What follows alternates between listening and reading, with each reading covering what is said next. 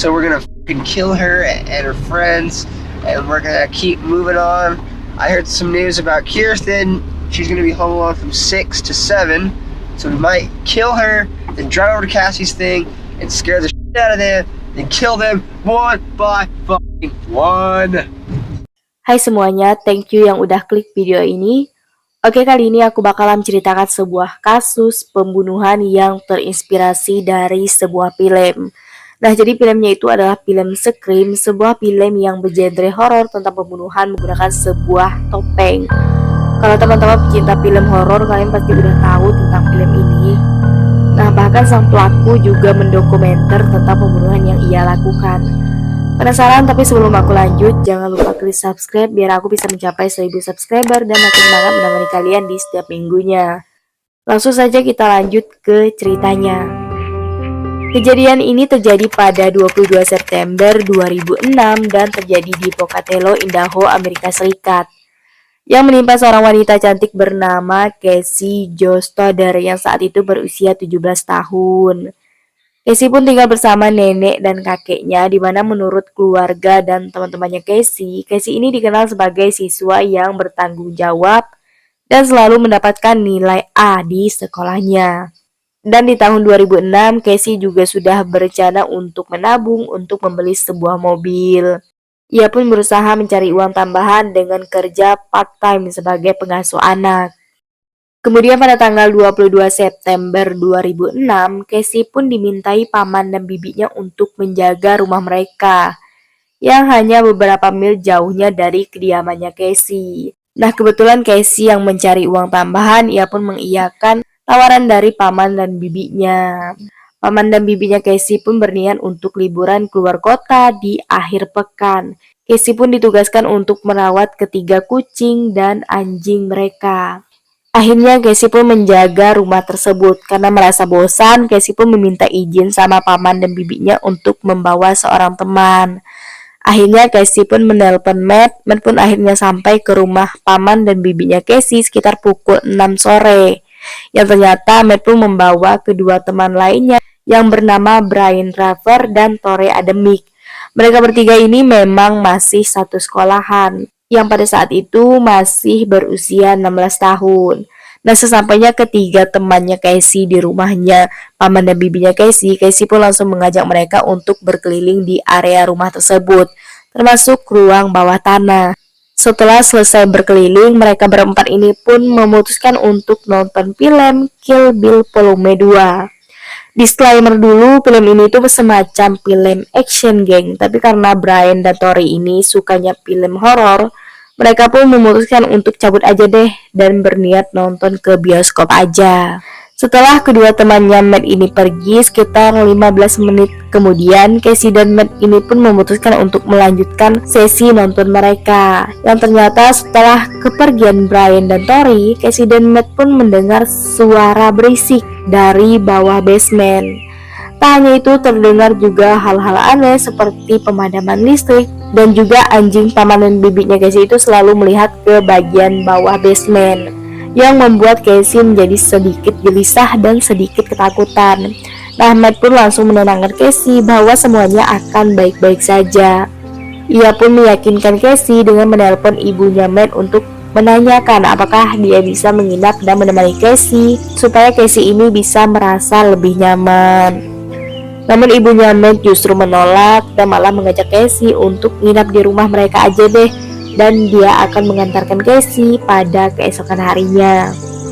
Cassie yang mendengar itu justru balik menolak karena ia merasa bertanggung jawab untuk ditugaskan menjaga rumah paman dan bibinya. Akhirnya sekitar pukul 11 malam, ibunya Matt pun akhirnya menjemput Matt dan meninggalkan Cassie sendirian di rumah itu dalam keadaan lampu yang sebagian mati. Sebelum pulang, Matt pun sempat menelpon kedua temannya yaitu Brian dan Torrey supaya mereka nggak balik lagi ke rumahnya Cassie karena Matt yang sudah pulang. Matt pun akhirnya pulang bersama ibunya, meninggalkan Cassie dalam keadaan rumah yang sebagian lampunya sudah mati. Nah, setelah kejadian itu 2 hari kemudian, tepatnya di tanggal 24 September 2006, Akhirnya Tante Casey dan sekeluarga pulang nih dari liburan mereka. Nah, pada saat tantenya buka pintu, ia pun sempat merasa bingung kenapa pintunya nggak terkunci.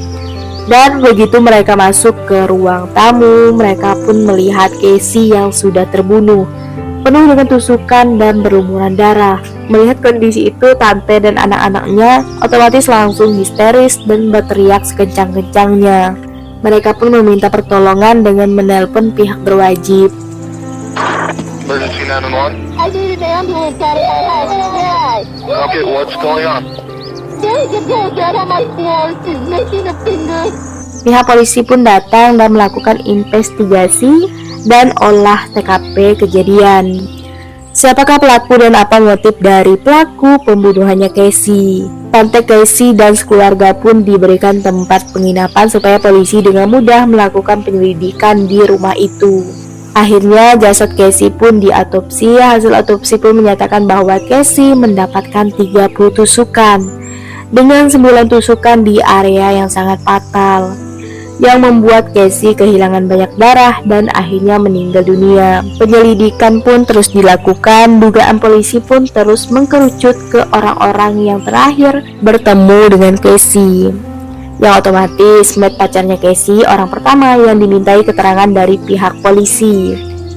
Polisi pun menginterogasi Matt dengan beberapa pertanyaan mengenai apa saja yang terjadi pada saat terakhir ia bertemu Casey. Matt pun menjawab awalnya semuanya terlihat biasa-biasa saja waktu terakhir ia bersama Casey.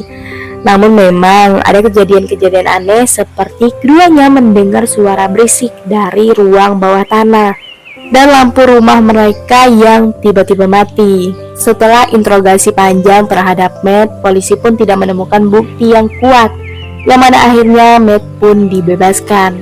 Lalu penyelidikan pun berlanjut ke Brian dan Tori, karena mereka sempat berada di rumah tersebut bersama Casey. Mereka berdua pun menyatakan bahwa setelah dari rumah Casey, mereka pun lanjut nonton bioskop pada pukul 8:30 malam.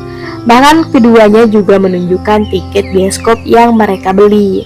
Tapi anehnya ketika polisi menanyakan alur cerita dari film yang mereka tonton dan siapa aktor-aktor dari film tersebut, keduanya tidak bisa menjelaskan dan lupa alur cerita dari film tersebut, yang membuat polisi menjadi curiga dan menggali lebih dalam lagi tentang keduanya. Hingga 3 hari kemudian, Brian pun menyerahkan diri. Ia pun mengakui bahwa ia telah membunuh Casey. Ia juga membawa barang bukti yang telah ia kubur di kawasan Black Rocky. Barang buktinya berupa 2 buah pisau. Tak hanya itu, ada sebuah kamera yang di dalamnya terdapat rekaman video perencanaan pembunuhan kepada Casey. Jadi kronologi dari versi Brian dan Tori, nah sebenarnya mereka di malam itu tidak berniat membunuh Casey, melainkan mereka hanya berniat menakut-nakuti Casey seperti di film Scream. Dan Brian dan Tori ini ternyata tidak langsung ke bioskop geng, melainkan keduanya sempat membuka pintu belakang untuk menyelinap masuk. Keduanya pun sudah menyediakan topeng dan baju berwarna hitam untuk menakuti Casey dan Matt. Dari bawah basement, keduanya pun sempat membunyikan suara-suara aneh dan mematikan lampu di ruangan itu. Berharap Matt dan Casey turun untuk menyalakan lampu, barulah di situ mereka pun mengagetkan Casey dan Matt. Namun Matt dan Casey tidak turun ke bawah untuk melihat kondisi lampu tersebut. Sampai akhirnya Matt pun menghubungi mereka dan mengetahui Matt akan segera pulang. Dari situlah Brian dan Tori pun melanjutkan aksinya kembali untuk menakuti Casey yang sendirian di rumah tersebut. Keduanya pun lantas naik ke atas tangga dan membawa sebuah belati yang sebelumnya sudah dibeli di Pegadaian. Brian pun sempat membanting pintu untuk menakuti Casey yang sedang terbaring di sofa. Dan tanpa aba-aba ia pun langsung menikam dan menyerang Casey. Keduanya pun menusuk Casey sebanyak 30 kali hingga akhirnya Casey meninggal dunia. Ahli patologi forensik Dr. Charles bersaksi bahwa sebagian besar luka fatal yang diterima Casey menyerang ventricle bagian kanan jantung. Dan para pembunuh juga meninggalkan tubuhnya Casey hingga kehabisan darah. Rekaman Brian dan Tori juga diputarkan di persidangan itu tentang perencanaan pembunuhan terhadap Casey, dan mereka pun ingin merealisasikan adegan di film Scream ke dunia nyata. Di akhir video, mereka juga sempat meminta maaf kepada Casey. Mereka pun mengatakan mereka harus membunuh Casey karena ingin menjadi terkenal. Atas kejadian ini, pada 31 Mei 2007, Brian dan Tori pun dijatuhi hukuman penjara seumur hidup tanpa adanya kesempatan pembebasan bersyarat. Nah, begitulah kisah dari Casey. Semoga kita dapat memetik pelajaran dari kasus ini, dan sampai jumpa di video selanjutnya.